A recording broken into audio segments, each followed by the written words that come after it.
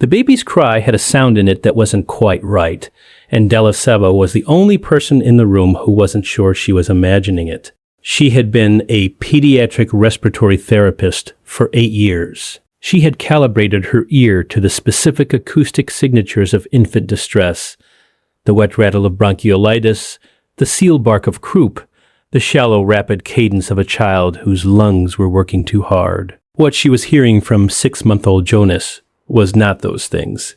It was close to normal, close enough that if she hadn't had 8 years, she would have accepted it without question. But she had 8 years, and something was off. She was still holding that thought, not alarmed, not certain, just aware, when Kodiak moved. Kodiak was their Siberian Husky, 48 pounds, a silver and white coat with ice blue eyes that gave him an expression of permanently startled intelligence.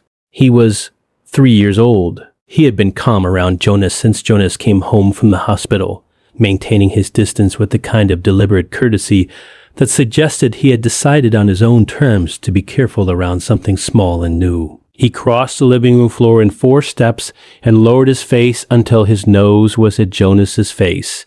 Not gently, urgently.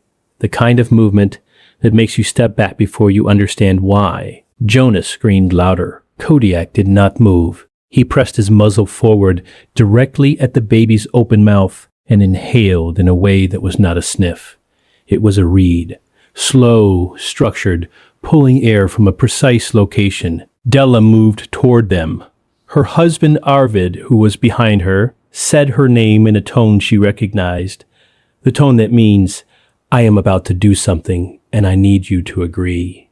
I see it, she said. Wait. She didn't know why she said wait. She stood with her hand near Kodiak's collar and did not pull. She watched. Kodiak held his position for 4 seconds, then pulled back. He looked at her, then he looked at Jonas, then at her again. Arvid pulled him back by the collar and shut him in the bedroom. Jonas cried for another 20 minutes and then slept. That night, Della sat with her log of Jonas's recent feedings and sleep cycles, something she had kept since his first week, because that was who she was, and she went back through the last 4 days, looking for the thing that was off. His overnight sleep was different. Not dramatically, he was waking once more than usual, and when he slept, the intervals were shorter. His feeding had a quality she had been attributing to a growth appetite. Looking at the pattern now, she was less sure. She did not say any of this to Arvid. She filed it. Kodiak's behavior escalated over the next 2 days. Not dangerously, he was never rough, never vocalizing, never displaying any of the postural signals Della had read about in the behavioral literature on dogs and infants. He was focused. Every time Jonas cried, Kodiak was there. Every time, the same sequence.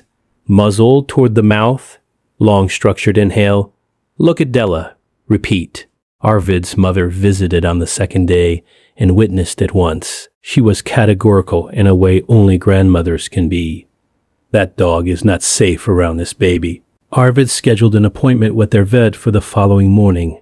He wanted a behavioral assessment. If you stay for stories about what animals sense before we do, you are in the right place. Subscribe so you don't miss the next one. That night at 2 a.m, Kodiak's howl came through the bedroom wall. Not the social howl, not the conversational husky sound that Della had learned to interpret as commentary on the weather. This was different in pitch and duration. She was at Jonas's door before the sound finished. Jonas was awake. He was not crying with force. He was making a thin, effortful sound, and when Della lifted him and held him in the light from the hall, she could see the subtle recession at his rib cage with each breath. The intercostal pull that told her his work of breathing had increased. She put her thumb on the pulse oximeter she kept clipped to the changing table. His oxygen saturation was 91%. In a healthy 6-month-old, it should not fall below 95. She called the pediatric emergency line. She told them the number. They told her to come in. RSV bronchiolitis. The diagnosis came from Dr. Priya Nambiar, pediatric pulmonologist, at 7:15 in the morning. A respiratory syncytial virus infection that had been building slowly in Jonas's airways over 4 to 5 days, producing the subtle changes in his cry, his sleep, his feeding patterns, changes that had been there to detect for anyone calibrated finely enough to find them, and that had reached the threshold of clinical emergency overnight. His oxygen saturation at admission was 89%. He needed supplemental oxygen for 18 hours. Dr. Nambiar walked them through the progression. RSV in infants produces specific volatile organic compounds in the airways. As the infection develops, compounds exhaled with each breath at concentrations that shift across the days of illness. A dog positioned close enough to an infant's face during breathing can read those concentrations with an accuracy no handheld device available for home use can match. He was detecting the infection before it was visible, Dr. Nambiar said. She was looking at the space between them. She was choosing her words, the behavior you described, returning to the mouth, inhaling, looking at you, that is consistent with documented cases of canine respiratory compound detection. He was telling you the air coming out of your son's lungs was wrong. Has your dog ever done something that made no sense until it was the only thing that made sense?